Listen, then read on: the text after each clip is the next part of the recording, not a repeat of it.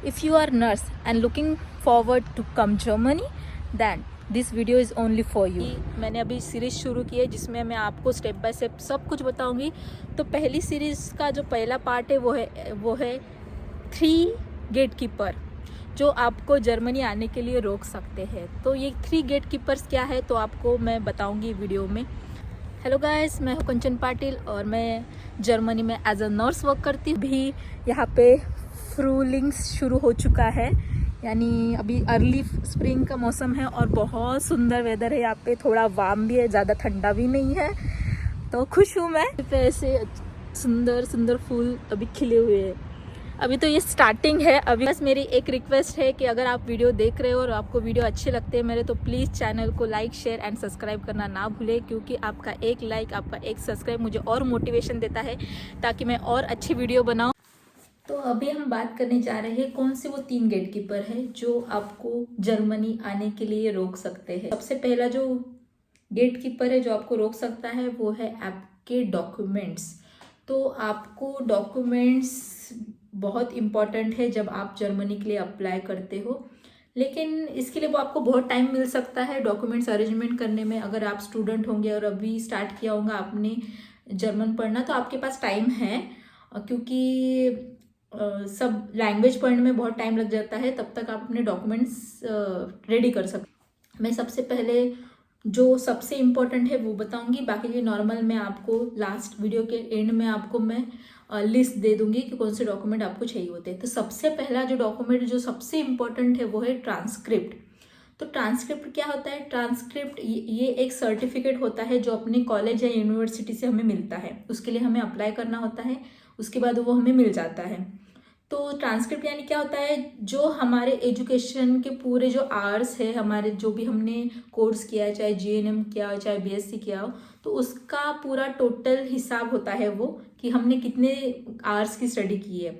और वो ही ट्रांसक्रिप्ट के भरोसे पे हमारा जो जर्मन का जो डेफिसिट बनता है वो उसके ही हिसाब से बनता है। तो ये सबसे इम्पोर्टेंट है। उसके बाद आपके नर्सिंग के पूरे डॉक्यूमेंट जैसे कि मार्कशीट्स हो गए, ये आपको चाहिए होता है। उसके बाद आपका रजिस्ट्रेशन चाहिए होता है और वो भी वैलिड। पासपोर्ट के बिना तो आप आ ही नहीं सकते हो। पासपोर्ट लगता है। अगर आपके पास पासपोर्ट ना हो तो अभी से अप्लाई कर दो ताकि पासपोर्ट जल्दी से आ जाए। उसके बाद लगते हैं आपके मेडिकल सर्टिफिकेट यानी जैसे कि आपका फिटनेस सर्टिफिकेट। उसके बाद आपके जो वैक्सीनेशन है वो चाहिए, जैसे कोविड, हेपेटाइटिस और मीजल्स, रूबेला, ये सब जो सब कुछ, टिटेनस, ये सब आपके वैक्सीनेशन हो जाने चाहिए। और उसके आपको सर्टिफिकेट्स भी चाहिए। तो आने से पहले आप सब ये वैक्सीन लगा लो, और लगाई होंगी तो आप उसका सर्टिफिकेट भी लेना मत भूलना। तो ये हो गए सर्टिफिकेट। सबसे इंपॉर्टेंट है, मैंने अभी वो बताए। बाकी के डॉक्यूमेंट्स मैं आपको एंड में लिस्ट में दे दूंगी। और ये हो गए डॉक्यूमेंट्स। इसके बाद आता है हमारा सेकंड गेट कीपर। तो सेकंड गेट कीपर क्या है? तो वो है हमारा क्राइटेरिया कि कौन अप्लाई कर सकता है, कौन अप्लाई। मैंने इसकी रिगार्डिंग पहले ही वीडियो डाल चुकी हूँ, बट फिर भी मैं शॉर्ट में एक्सप्लेन करती हूँ। जीएनएम के ऊपर का कोई भी कोर्स चल जाएगा, जीएनएम, पीवीबीएससी, बीएससी, एमएससी, कोई भी कोर्स चल जाएगा, ठीक है। और एज क्राइटेरिया भी बहुत लोग पूछते हैं मुझे, तो एज क्राइटेरिया ऐसे स्पेसिफिक तो इन्होंने नहीं दिया है, बट जितने भी एम्प्लॉयर्स है वो चाहते हैं कि यंग ही लोग आए, और ज़्यादा से ज़्यादा वो 40 तक। तो नहीं लगता कि 40 के अबाउट वो लेंगे, बट फिर भी आप अप्लाई करके देख सकते हो। But 35-40 is enough to apply for Germany, okay. इसके ऊपर मत करो।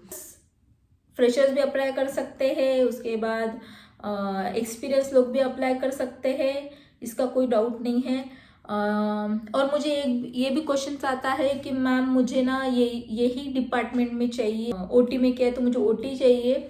बट आप स्टार्टिंग में जब आते हो तो आप उनको अपना प्रेफरेंस बता सकते हो, लेकिन यहाँ पे कैसे हम जो हमारी कंसल्टेंसीज या जो हमारे एम्प्लॉयर्स है वो उनके पास कौन सा ऑप्शन अवेलेबल है उस पर भी ये बहुत डिपेंड होता है। तो ये स्पेशलाइजेशन भी हो, फिर भी आप अपना दिल खोल के रखो, किसी भी स्पेशलाइजेशन में या किसी भी वार्ड में काम करने के लिए आप तैयार हो जाओ, ठीक है।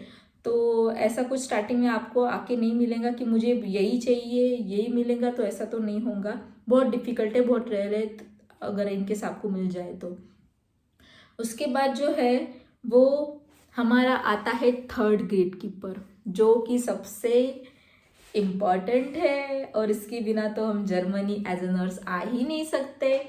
तो कौन सा वो है लैंग्वेज। ठीक है, अभी लैंग्वेज के रिगार्डिंग सबको पता है B1 B2 तक पढ़ना है, बट मुझे अभी ये भी क्वेश्चंस आते हैं कि B1 पे आ जाए कि मैम B2 पे या B2 पे आ जाए। तो मैं आपको सीधे सीधे एक बताती हूँ, B1 यानी कि की टू जर्मनी। B1 है आपके पास, इसका मतलब आप जर्मनी आ सकते हो, आपकी प्रोसेस हो सकती है। बट इसमें बहुत सारा बट को ये सजेस्ट करूंगी कि आप B2 पे आओ। क्यों, क्वेश्चन मार्क होगा क्यों अब मैं ऐसा बोल रही हूँ, क्योंकि इसके पीछे बहुत सारे रीजन से। अगर आपके पास B2 हो तो आप समझ लो आपके पास क्या है, गोल्डन अपॉर्चुनिटीज आती है आपके पास। जैसे यहाँ पे आके फिर आपको स्टडी करने की ज़रूरत नहीं होगी B2 की, आप आराम से अपने काम पे फोकस कर सकते हो। और सबसे इम्पॉर्टेंट, यहाँ पे आने के बाद आपको अनार कानून देना होता है, और अनार कानून के लिए आपको B2 मैंडेटरी है। अगर आप B2 क्लियर नहीं कर पा रहे हो तो अनार कानून नहीं कर सकते आप रजिस्टर्ड नर्स नहीं बन पाओगे जब तक आपका B2 नहीं निकलता। तो मैं तो यही सजेस्ट करूंगी कि आप B2 करके आओ, ताकि आप यहाँ पे आके अनार कानून अच्छे से पढ़ पाओ। तो ये हो गए 3 गेट कीपर। पहला गेट कीपर हमारे डॉक्यूमेंट्स, उस दूसरा गेट कीपर हमारे एलिजिबिलिटी क्राइटेरिया, तीसरा गेट कीपर हमारे लैंग्वेज। और इसके बाद जो नेक्स्ट वीडियो होगा मैं आपके लिए इंटरव्यू के रिगार्डिंग बना दूंगी। बहुत लोगों के क्वेश्चंस होते हैं कि इंटरव्यू में क्या क्या पूछा जाता है, तो मैं इसके रिगार्डिंग अभी नेक्स्ट वीडियो बनाऊंगी। और ये सीरीज चलती रहेंगी, ऐसे मैं आपको धीरे धीरे स्टार्टिंग टू एंड सब कुछ बताऊंगी।